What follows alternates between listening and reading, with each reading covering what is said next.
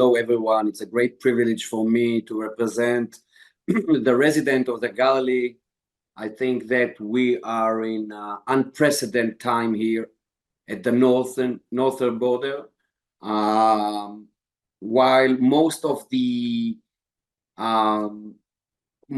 people, most of the effort are going to the south, we can see that something dramatically happening right now in the north.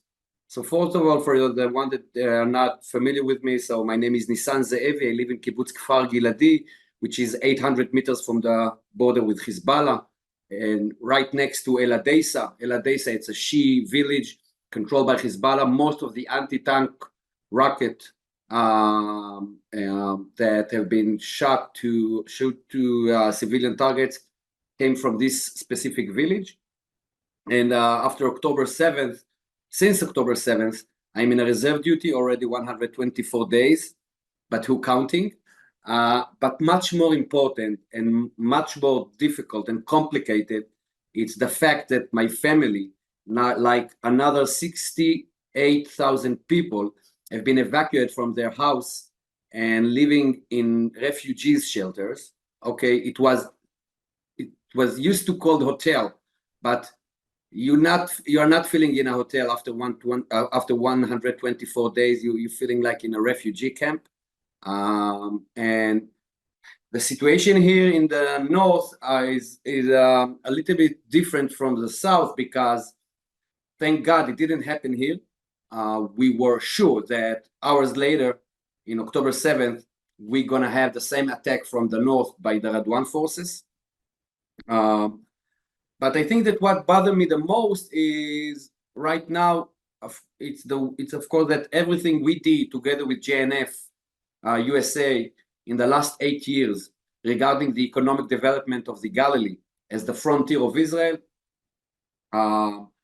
in a real crisis.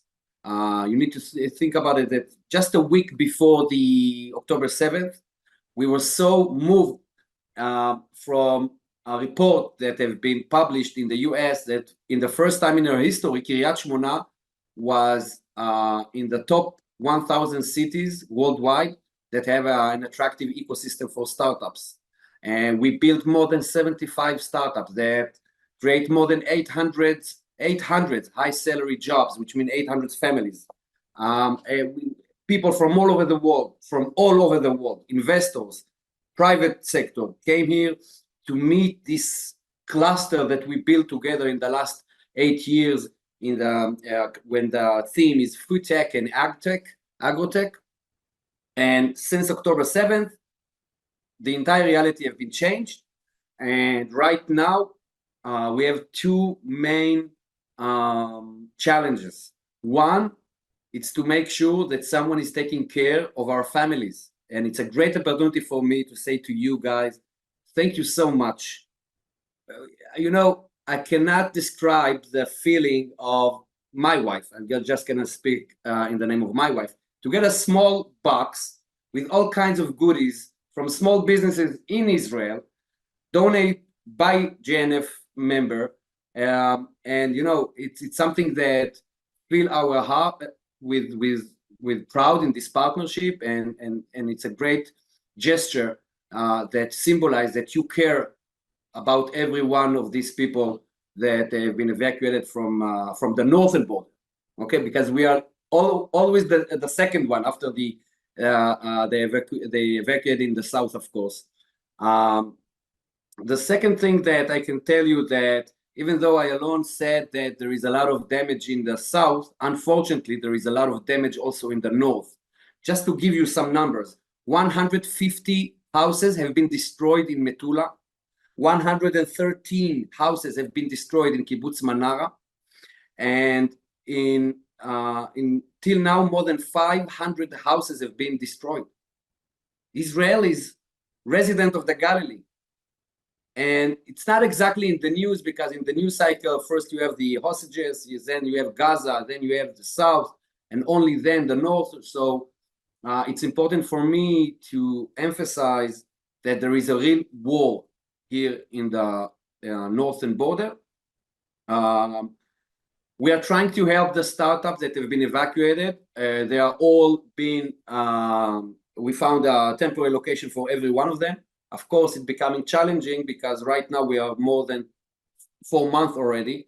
And some of these startups are now thinking not to go back, to move back to the Galilee because they don't know when, I'm sorry, and in what will be the reality here after the war. And so it's something that bother us a lot. We are afraid that a lot of the strong layer of the resident of the Galilee will choose not to live here. You know, I have the opportunity to live in Herzliya, in Tel Aviv, wherever I want, but we choose to live here. And my concern that the strong layer will think, and some of them will move from the Galilee, and we need to keep them here in the north. The young professional families that moved here because the wife or the husband found a job in one of the startups and the Tel Chai College and the Migal Research Institute. So it's something that concerns us. I think that one of the things that really amazing about JNF-USA that you know from the beginning you're thinking about the south and in the north. This is your main goal, and I think for us in the Galilee, we have an historic opportunity right now because after everything will be complete, and I'm not sure if it's good or bad. We will need to invest here hundreds of millions of shekels.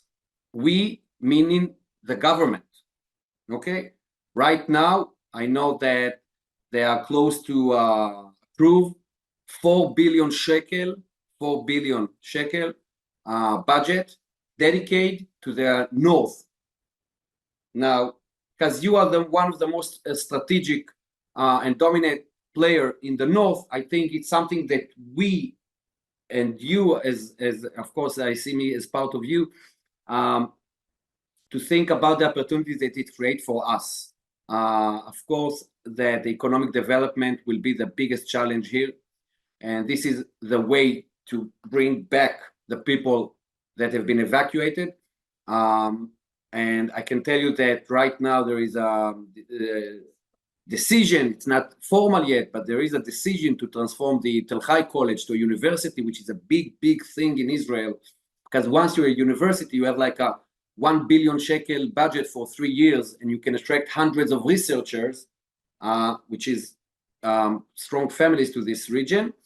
So, you know, you have big project here, like the medical center, like the culinary institute, like the food tech center, and many more. And I think that if we will look at the Galilee as a place that now had the opportunity to scale up after the war, JNF will have a crucial part in the future of the Galilee. I know that Russell and the rest of the team already thinking about how they can take this as an advantage. And I'm here with you, I'm part of you, and I'm sure that we will create a different realities than the one that we have right now. I need to emphasize that we are worried in the last couple of days from the message that coming from the Biden administration to Israel, and that pushing them to do another agreement with Hezbollah. And I need to tell you that the resident of the Galilee are very nervous about what they are hearing right now, because you all remember that in 2006, after the war in Lebanon, the UN Security Council made a declaration and a resolution, 1701 resolution, which determined that the land between the Lebanon border and the Litani River will be demilitarized from Hezbollah and other terror organizations. 17 years later, it didn't happen. They are on our fence with more weapons, with more equipment, and even though they put here the biggest peacekeeper force worldwide, the UNIFIL, with 12,000 soldiers, we saw that it didn't really affect. There was no effect on the ground. And right now, the US and France are pushing Israel to agree that the Hezbollah will withdraw 7 kilometers from the border, and that's it, which is not even the 1701 resolution of the UN. And the reason why I emphasize it, because we all need to understand that you cannot withdraw Hezbollah. They live here. They live 800 meters from me. They will not leave the village. So we are really afraid that the same mistake that they did, that the government did in October 7th, in October 6th, for example, we will have the same. They will have the same mistakes here. So this is why we establish here one of the most interesting initiative right now in Israel. It's called Lobby 1701, which is a civilian organization, left, right, religious, non-religious, Arab, Druze, Western Galilee, Eastern Galilee, and I established it 2 months ago. We have already more than 15,000 members and we have one specific goal: to make sure that the government of Israel are not selling us another diplomatic agreement with Hezbollah, because it didn't work in 2006. No reason why it will work right now. But I think that what makes it so, from my perspective, a little bit optimistic, that it's for the first time, left and right, Western Galilee, Eastern Galilee, religious, non-religious, have one big common interest: security, to make sure that the security here is stable and they can bring back their families. So we see a lot of new bridges in the Galilee that we can take as an advantage in the day after for economic development and other things that we are doing here in the Galilee. And again, I didn't imagine that I will be 124 days in a reserve duty. I didn't imagine that my wife, that she's originally from Ramat HaSharon, will live in 15-meter square room in Kibbutz Ha'on with my 2 boys, 4 years old, 8 years old, and not allowed to come to their house. We lost a good friend 3 weeks ago, Barak from Kfar Yuval. He's in the Kitat Konenut Emergency Task Force, and Iraq anti-tank missile have been hit his house, and unfortunately he and his mother have been killed. So difficult days. We are strong. We know that one of the things that JNF built in the last 8 years in the Galilee, it's new leadership, civilian leadership. So there is a lot of people that from your normal day, that helping you to promote the project in the culinary and the medical, and now they are leading the Galilee and represent a lot of people that in a very challenging time right now here in the Galilee.